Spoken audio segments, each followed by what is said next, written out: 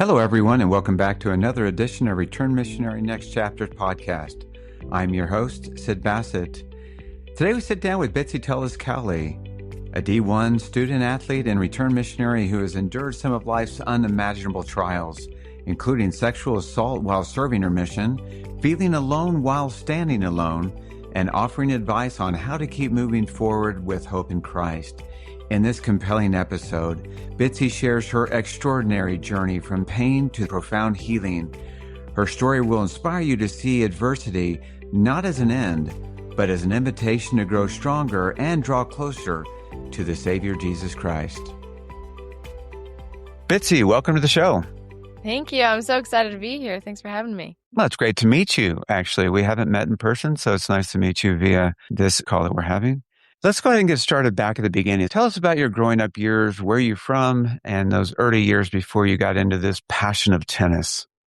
Yeah, so I'm from Centerville, Utah, born and raised, and I have 5 siblings and 2 amazing parents. And honestly, we are just a huge tennis family, and all my siblings play. And so tennis was a huge part of my growing up.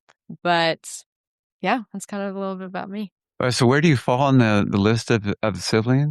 So I'm 4 out of 6. So it goes 4 out of 2 6. boys, 2 girls, 2 boys. So we each kind of have our little built-in best friend. So it's been so fun. Wow, that's great. And so your older siblings all play tennis. You said your brother, I know, before this. Did all of your siblings play tennis? Yeah. So my 2 older brothers, they played at BYU. And so 3 of us played at BYU, and the other 3 played competitive national tennis and were absolutely good enough to play college, but they chose a different path. Oh, wow. Yeah. Did this start with your parents or your mom or your dad very athletic in Yeah. that So way? my mom played high school tennis, but wasn't super into it. And the story we always tell everyone is that my family, my parents and my 3 older siblings, they lived in New York, and my dad worked in the city over September 11th. And when that all happened, it kind of obviously made my parents rethink life, as it did for a lot of people. And my dad said, maybe I'm spending a little bit too much time working. Maybe we move back home and I spend more time with my kids. So he told my oldest brother, pick a sport and I'll coach you. And my oldest brother chose tennis. I'm still not sure why he chose tennis, but he did. And my dad said, okay, I'll learn how to coach tennis. And we all had the choice whether to play tennis or not, and I didn't start till super late. I didn't start till I was almost 12, which is very late if you're wanting to play college. But we all ended up choosing tennis, and it was super fun. What about serving a mission? I mean, that's a big decision. Was the idea of serving a mission always part of your path? So my 2 older brothers served missions, and growing up, I always said to myself, oh, I'll think about that later. But I did know that I loved what it did to my brothers. It was really cool to see their transformations because I just remember my oldest brother, we were always close growing up. We played tennis together. We did trips together. We were close. I have great older brothers, but uh, they weren't as lovey and tender as they were when they came home. And I remember the day after my brother came home, we were going on a trip, and my family's big, so we were going in 2 separate cars, and I wasn't in the car that my oldest brother was in. And as we were getting into the separate cars, he gave me a big hug and he said, love you, sis. I'll see you when we get there. And as a little teenager, I was really taken aback by that moment. I'm sure he doesn't even remember it, but I was like, whoa, who's my brother? He's telling me he loves me. He's giving me hugs. He's looking out for me. And seeing that transformation in my brothers, I just remember thinking, wow, that's something I want for myself. And so I really put off the decision, but I knew that it was a transformation that I would love to see in myself. And then I got my patriarchal blessing, and it was pretty clear about serving a mission. And so I was like, okay, I'm doing it. I was so excited as a little 16-year-old to serve a mission.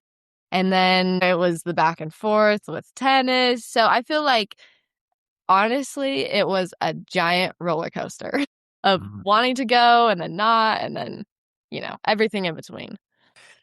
We'd ask all of our missionaries as they would arrive, what inspired them to serve a mission. I don't think Lovey and tender were the two words anyone ever used to describe the changing of their brother. I just thought that's really special that you would see that evolution in them. And if they hear this podcast, well done, brothers. You showed your sister They some are the love. best. That's fantastic. All right. So being in sports at the level that you are in, it can be hard, especially as you commit yourself to a collegiate career in tennis. What did your coaches think about the idea of you coming in and then going to serve a mission? Yeah, so I remember on my official visit to BYU, I was pretty set on going to BYU because that's where my brothers went. And actually, one of my coaches growing up, she ended up getting the head coach job at BYU. And so it was kind of a dream come true that someone I loved so much who had coached me already could be my college coach. And so I was at this on my official visit where they really just wine and dine you. They show you the best that the university has to offer. And as a little junior in high school, you're thinking, wow, this is everything. I've made it. And so I'm feeling very excited. And you go, every official visit, you have a meeting with the head and assistant coach. And in this meeting, I'd already previously told the head coach that I had desires to serve a mission. And my brothers, they served missions and they had committed before their missions and they had a spot when they came back. So in my head, that was just what was going to happen. And in this meeting, we were chatting and they were like, hey, do you have any questions? And I was like, well, you guys know that I really would like to serve a mission after my freshman year. And I just want to make sure that I would have a spot when I came back. And the room kind of went silent and they were like, well, I mean, to be honest, we don't know. And we could recruit really well. We could have a full team because a tennis team is only 10 people, so it's very small. And they were like, yeah, we could recruit really well and you very well might not have a spot. You've just taken a year and a half off. Like, you're really going to be rusty. You're not going to be the person we want. And I really taken aback because that was just not all what I had expected. They hadn't sent out a missionary before me. And so they didn't know how the process went well, just like the men's teams at BYU do. And so receiving that reaction from them, I was just a little shocking to me and disheartening because I really wanted to serve a mission. But at that time, I had just been wined and dined. I had just seen everything that my dreams were going to come true. And then to be told essentially, like, if you want to play 4 years here, don't plan on serving a mission. So, okay, take us up to the point where you decided to press the button because, ultimately it's your decision to serve a mission. What led you down the path to say, I'm going to go forward anyway? Yeah, I mean, that's a great question. And that night after that meeting on my official visit, I remember going back to the hotel and having just a real low moment where I was praying and I was like, God, if I'm going to leave all of this, I have to know this is true. And I had this moment of, oh my gosh, I don't know if this is true. And I'm just questioning everything because I was like, I'm going to have to leave everything that I've ever wanted for something. And if it's not the truth, then what am I doing? And as I prayed and was honestly panicking, God just said to me, Bitsy, you already know. You already know this is true. And so that experience, coupled with many others, were so important to me. And actually, during my freshman year, I had a great fall season. And I remember thinking, okay, well, I'm not going on a mission because I'm living my dream. I'm doing everything I've ever wanted in my whole life. And I remember in a tournament, I beat one of the senior better players. And I was this little freshman and I was so excited and felt like I was really making it and proving myself on the team. And I had great friends and I had a boyfriend and I had everything I ever wanted. And to the thought of leaving that and potentially not coming back to it at all was very scary. And so at many points, I decided that I wasn't going to serve a mission. And even so much so that one time I was walking back from the courts to my dorm and I was just talking with God in my head. And I got to this one point and I literally looked up at the sky And in my head, I just said, God, I hope you know I'm not going on a mission. And if I'm supposed to go on a mission, you need to give me a red light because right now I'm just going and I love what I'm doing and I'm not going to stop unless it's a red light. And then my freshman year, I got super injured into the season. I had a back injury that I was unable to play more than a doubles match. And that was challenging, makes you turn to God. And I thought, okay, maybe that was my red light. And so that and a lot of just sacred experiences, a lot of small sacred experiences, I realized that it just opened the door enough for God to come in and say, no, you need to serve a mission. Yeah. One of our early guests that we had on this podcast, Dean Nate Sharp, the Dean of the May School of Business at Texas A&M University, he brought up a concept that I actually frankly hadn't heard of or thought of, though I'm sure others had. It was this idea that sometimes we have to pray for closed doors. Sometimes we just have to, because otherwise we're going to plow down this path. And yet he had this, it was a professor, I think, who gave him the idea. And you just brought it up again. I'd never heard her pray for a red light, but in fact, that's what you did. I mean, obviously we wouldn't want the injury. We wouldn't want there to be setbacks in your road, but it sounds like that was the answer you received from heaven. Yeah. That's I mean, great. I needed, otherwise my pride was just stronger than my spiritual impressions, to be honest. I was living my dream. I got everything I wanted. And so for the door to be open for God to come in, I needed a moment to realize that maybe tennis wasn't absolutely everything. Well, I mean, it says something about you, though, Bitsy, and your faith and your willingness to follow, even if it's a hard answer. Yeah, because if essentially it was a hard answer for you, everything was going exactly as you had hoped. So, well, that's an amazing story. Now I know what's coming, right? Others may not know, but I'll just sort of introduce this. It was not an easy mission for you. In fact, No. it brought on trials that you never would have anticipated. Okay, so you open your call, you're going to Peru. Which mission in I was in Peru? the Lima West mission. Lima West mission. Okay. So that's very exciting. You go to the MTC, and then to add hard to hard, your visa didn't come through.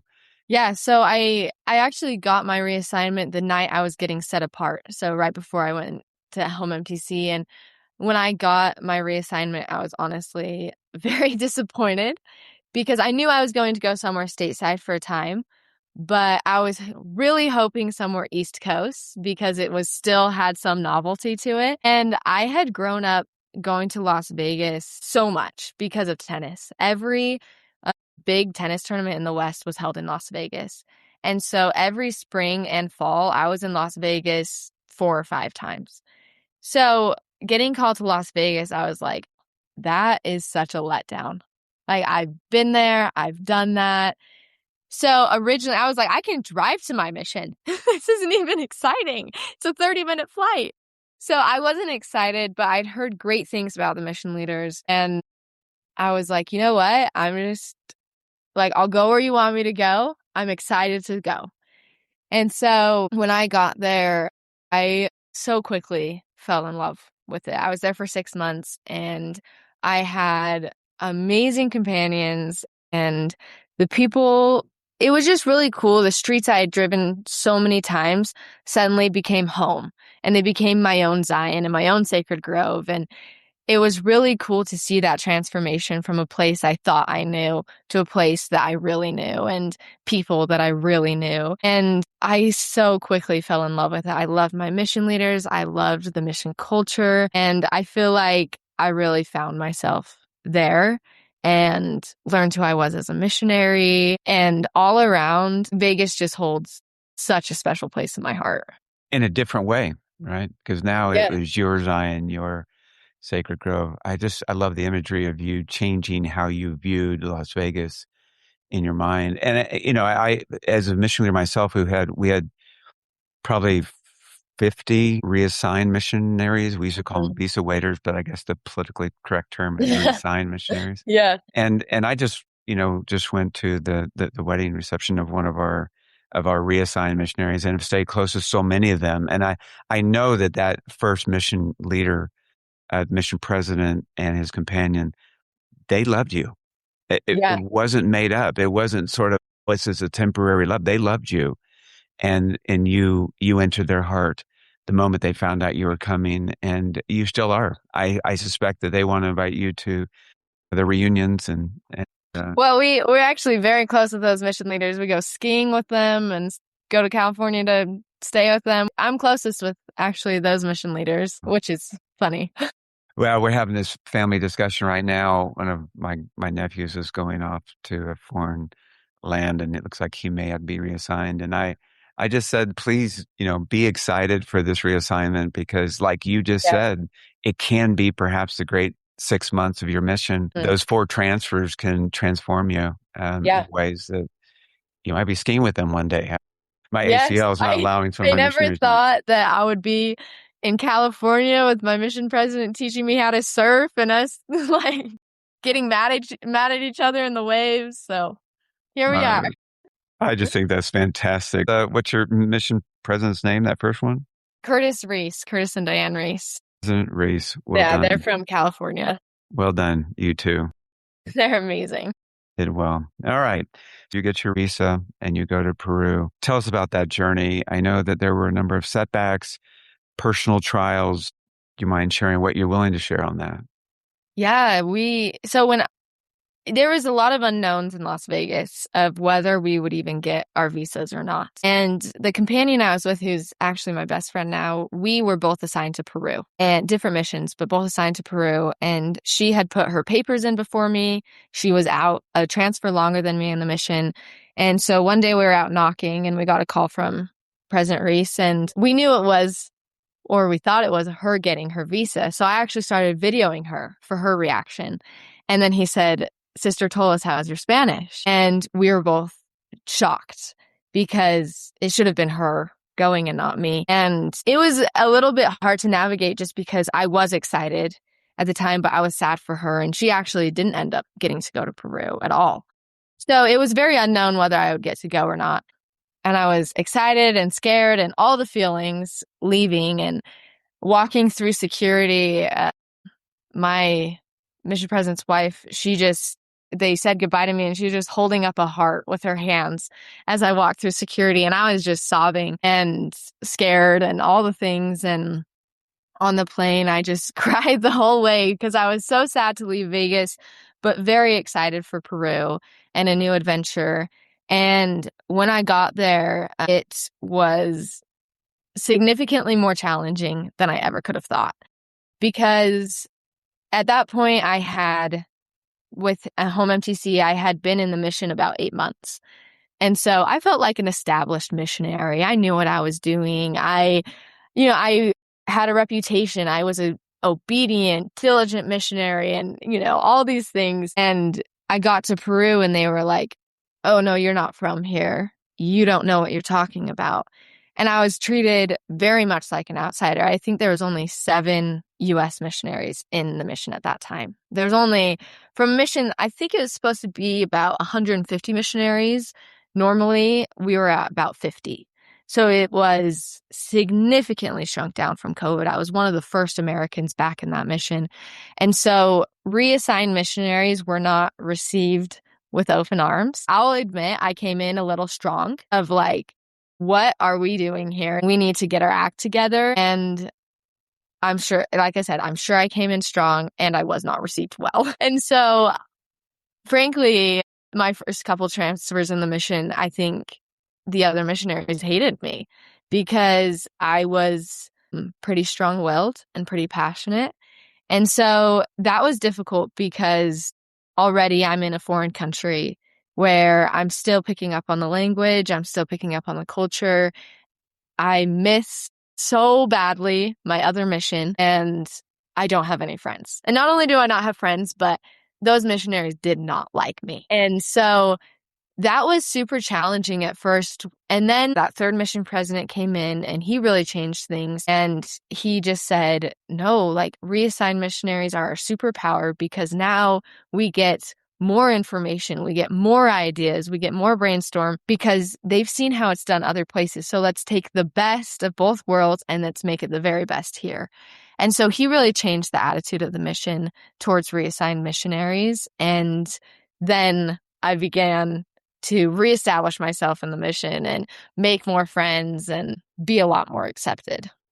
And were you growing at that time? Because if you were one of the very few that came in after COVID, they must be ramping back up to 150. So they must be receiving quite a Yeah. lot of missionaries over the next few transfers. Yeah. When I came in, I came with 2 other missionaries, and a couple transfers later, it was, 10 missionaries, then 15, then 20. And so it really grew from there. Yeah. Okay. All right. Well, you had a couple heavy trials, including some severe safety threats, personal violations. As a mental health practitioner, I can see that these can linger with people a long time. Do you mind sharing with our listeners sort of what happened in that period of time? Yeah. Peru, to be frank, is not a super safe country. And so as a little blonde American, you were noticed, I guess you can say. I tended to be in some smaller towns, some trucker towns where there was just a lot of men and who had never seen an American before. So on my mission, we, got chased regularly. I got sexually assaulted. We nearly escaped getting kidnapped. So I wouldn't say those were positive experiences for me on my mission, and honestly really hard. And I remember after I got sexually assaulted, I was with a Peruvian companion, and she looked at me and she just said, "I don't know what you expect. That's just Peru." And I was shocked at the time. I didn't know what to say. And I later realized, she growing up had so many hard experiences, getting raped and all these things. And that's a very common experience. And so that was from my Utah bubble to then having those experiences. That was a rude awakening for sure. And just having it be very normal. And I was just in a very different mental state of like, that's just Peru.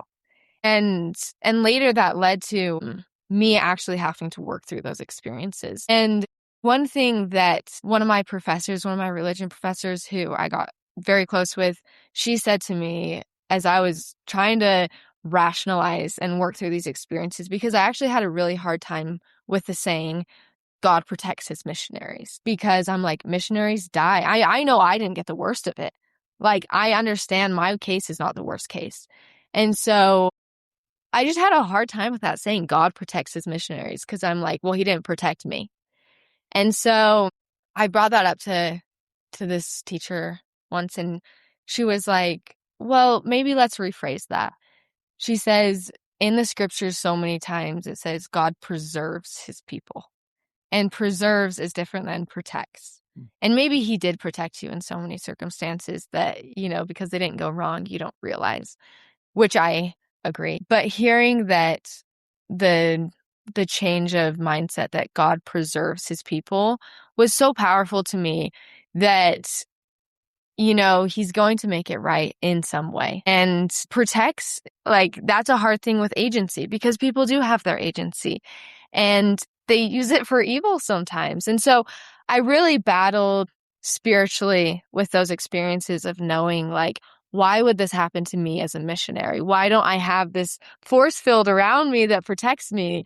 But knowing that maybe God really was there in those circumstances. Maybe he really was the one who made me run faster and my mind work quicker and be able to carry on after those experiences, and also be able to recover mentally and emotionally and physically from those experiences in a way that I wouldn't have been able to without his help.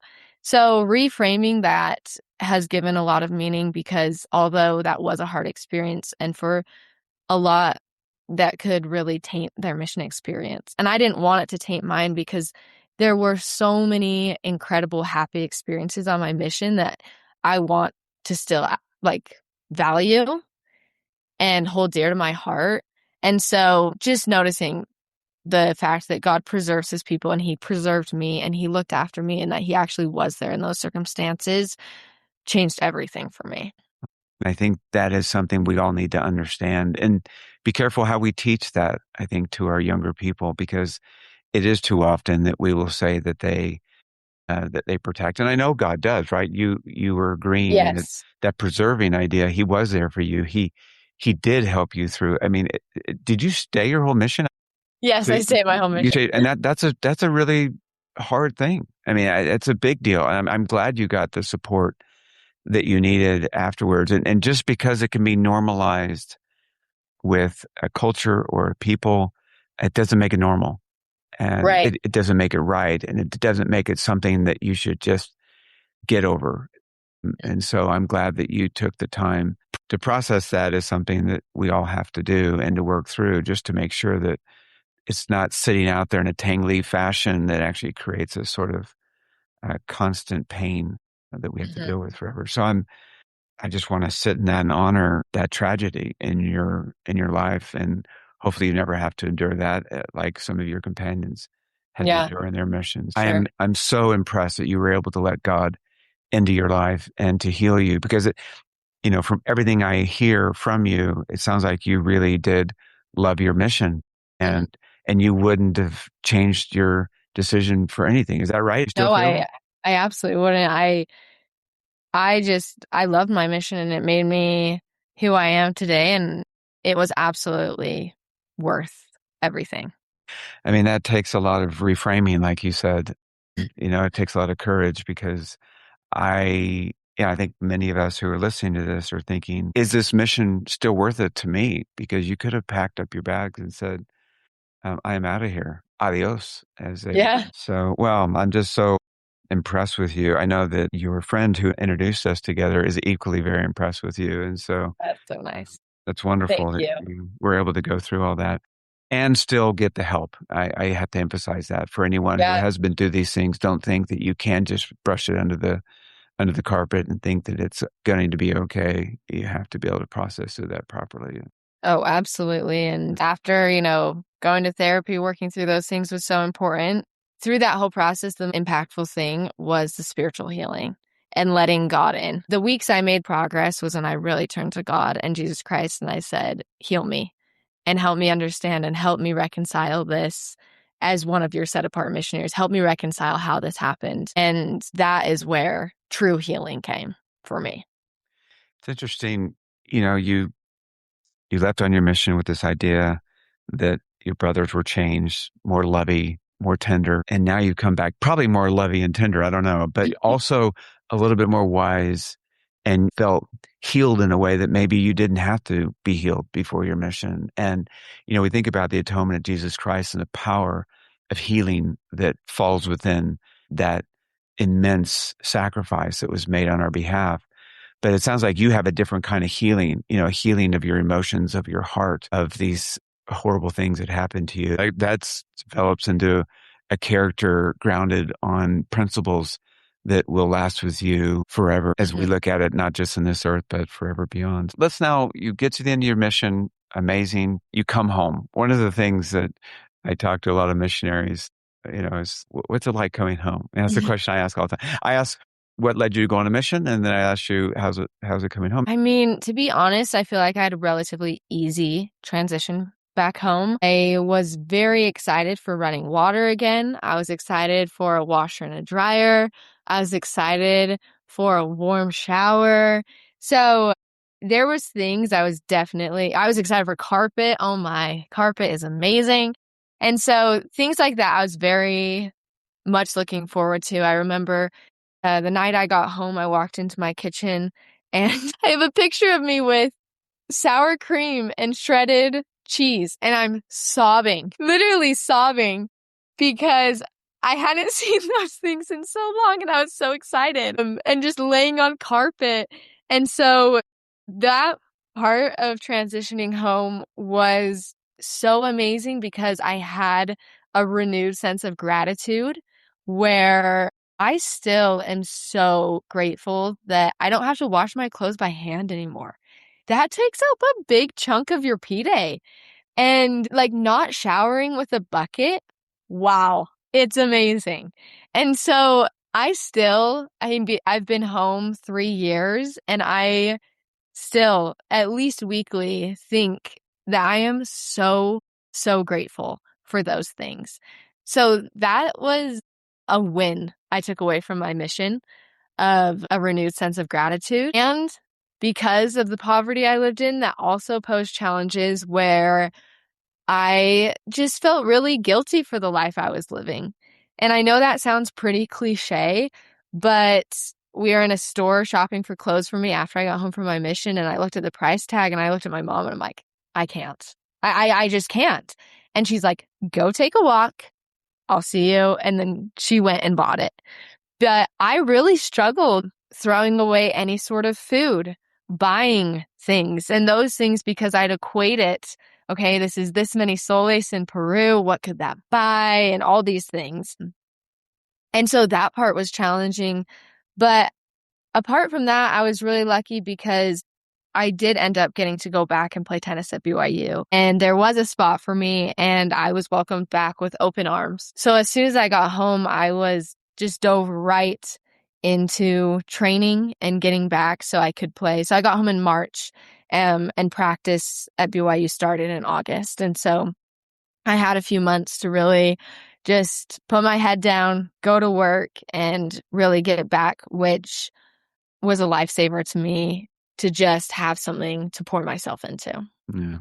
I mean, you obviously poured yourself into being a missionary, so it's important to continue to have those things. And I think for all of our listeners, again, it may sound cliche, right? But the reality is you earn that. You earn that. Just like you earn that love and appreciation, that deeper love and appreciation for carpet. It's interesting when you brought that up. I served in Spain and we didn't have carpet for 2 years.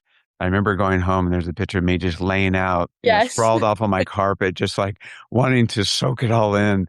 This idea of not having to kneel on a hard floor, and It's amazing. and a washing machine or clothes that you think that you just can't do. I can't afford. I'm just not going to do that. I'm going to sacrifice for the world, and I'm not going to spend that kind of money. I love that deeper appreciation, and in so many ways, I'll be honest with you, that's likely what changed your brothers. Just to feel that tenderness from them, to feel that they, that sort of I love you, to your baby sister. That was so natural to them, right? They didn't do it just to make you feel good. They did it because they felt that, and because they did it, you felt that, and I think that is what missions so often do for us. And it doesn't matter if you're serving in Peru or Las Vegas, you just develop a deeper sense of gratitude for that which you have. And I think the more we give, count your many blessings, where we sing that growing up. And I think the more you understand what you've been given, the more you can appreciate, life. And when you appreciate life, you can love life at a deeper level. So that's just amazing. Bitsy, thank you. I feel renewed myself. This is something I really loved. You said that with everything you endured on your mission, there was a night where you thought to yourself, I can't believe I almost missed out on this. This crazy journey and experience, not one that people would normally sign up for. Given what you just told us about your mission, it's not one that people say, yeah, here I am, come send me. Yeah. And yet you had this moment. Could you tell us about that moment of overwhelming gratitude that you had in your life? Yeah. If I were a movie director for a movie of my life, I would direct a scene like this. I would have a scene of me lying in my hotel bed in California, my last tennis trip of freshman year, crying myself to sleep, saying, I can't believe I'm going to miss all of this. And crying on the plane ride home next to my teammates, just being devastated that this chapter of my life was coming to a close, and thinking that I was going to miss so much, and that my life at that point was so full. And then in this movie of my life, I would pan to me lying in bed in Peru, tears of gratitude on my face, saying, I can't believe I almost didn't experience all of this, because I was so close to not going on a mission. That was a very hard decision for me.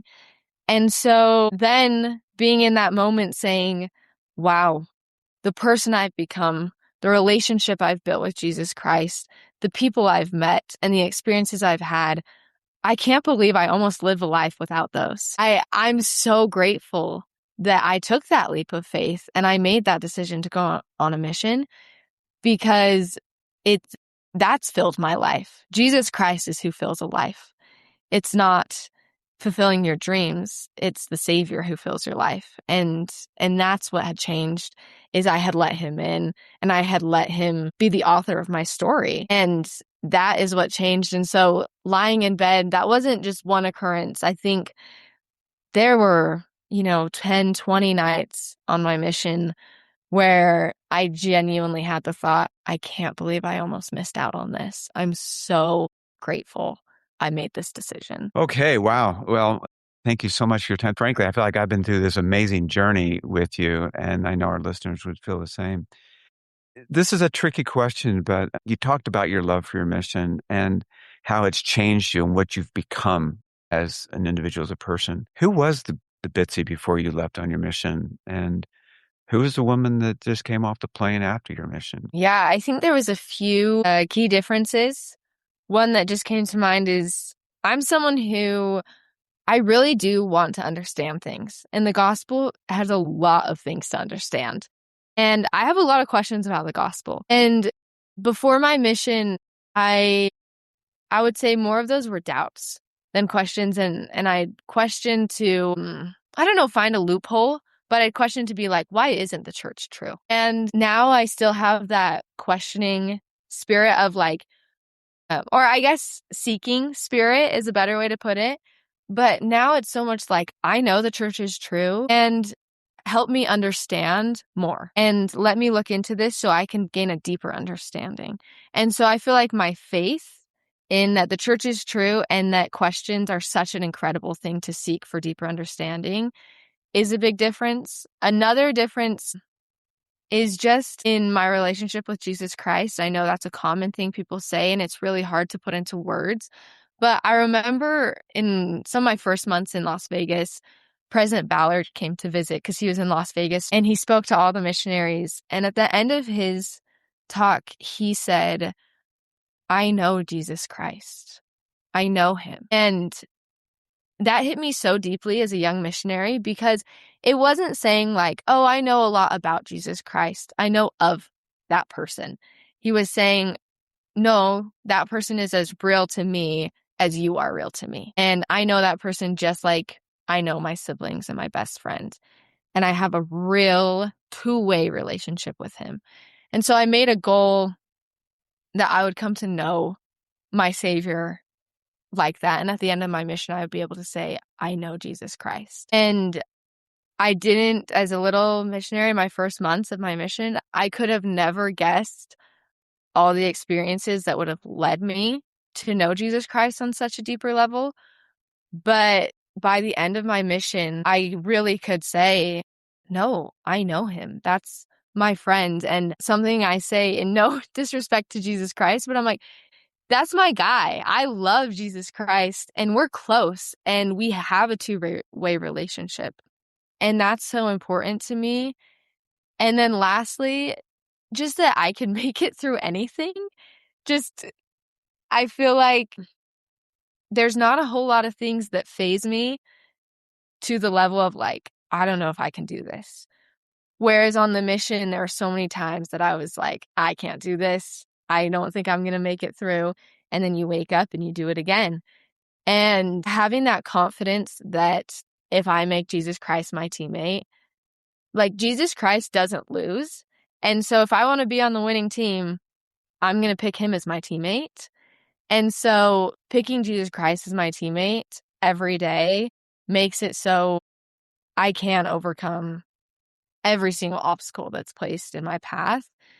That's been a huge change for me from the Bitsy I was before my mission. Oh, that's a great evolution for you. And we all know that we can do all things through Christ the Lord. You know that. Mm-hmm. You know you can do all things through Christ the Lord. And it's not just something that you read. Just fantastic. Well, Bitsy, we've been inspired by you. We really do feel that we are lifted because of the things that you've overcome and how you've overcome them. Just a last question for you. What would be the last thoughts you would give to a returning missionary as they come back and try to navigate the next chapters of their their journey. Yeah, I think this isn't that profound, but find something, get a goal, and go after it. Because my transition was made pretty easy because I had tennis to pour myself into. And once I was done with tennis, I started running marathons because I do best when you have something you're striving for and you've spent 1.5 or 2 years really striving. And when you don't have something to strive for, I feel like a lot of missionaries fall flat and they don't know what they're doing with their life. And so if at all possible, before you come home, pick something that's going to really stretch you and make you grow and start on that when you come home. And then just give yourself grace because adjustment periods are just that. You're adjusting and it takes time and it's going to be uncomfortable, but it's okay to be uncomfortable. Just because it's uncomfortable doesn't mean you have to jump ship. Just sit in the discomfort for a minute and slowly it gets better. But just get a goal and run towards it. Love it. Get a goal, stay the course, and co-produce your story with the Savior, Jesus Christ. Bitsy, we've learned so much from you. Thank you for your time. We really do appreciate it. Thank you. You may not see me on the slopes and you may not see me, in the on the courts. Not your courts anyway, but maybe pickleball. Pickleball. But we do. You'll always be with me, heart. Thank you so much for sharing. Thank you for having me. I appreciate it. We hope you enjoyed today's program. It is our sincere hope that you gain insights from these lived experiences of disciples of Jesus Christ as you navigate your next chapters in life. We look forward to having you join us each week for the unfolding chapters of our guest. Remember to follow us on Instagram at RMNextChapters for announcements and updates. Also, you can visit us on our website at rmnextchapters.com, where you can listen to each podcast directly or link to your favorite podcasting platform. As always, if you have any thoughts or feedback, we'd love to hear it. Please send them to sid@rmnextchapters.com. See you soon.